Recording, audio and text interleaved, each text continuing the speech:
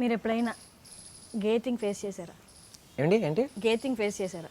గేతింగ్ గే అంటే మగాళ్ళు చాలా అంటే మిమ్మల్ని అప్రోచ్ అయ్యారా? చాలా మంది అప్రోచ్ అయ్యారండి, చాలా మంది.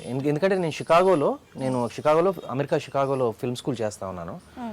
నేను I stayed in this place called Wrigleyville, which is basically called boys town. So every city in America has an area where gay people live. నాకు I live there because I got a very nice apartment there for cheap price there. కాలేజ్కి వెళ్తున్నప్పుడు మేము అప్పుడు limited budget కదా అప్పుడు కూడా. So ఆ apartment బాగుందని చెప్పి నేను అక్కడే ఉన్నాను నాకు, because I don't have a problem. ఇంకోటి ఏంటంటే when you're going to a film school or art school or any other things of that nature, like a painting school or anything like that, you will encounter a lot of gay people. So I had a lot of gay friends. I lived in a gay area, and I got approached by a lot of gay people also.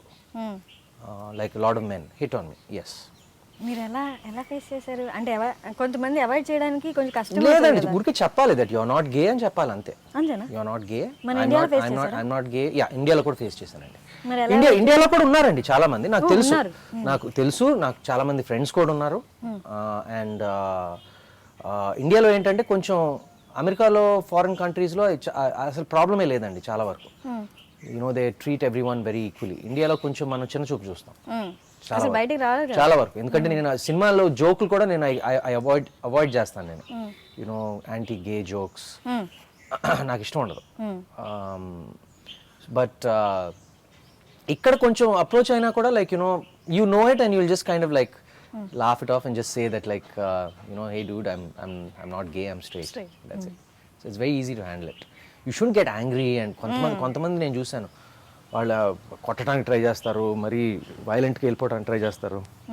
That's not right. Okay.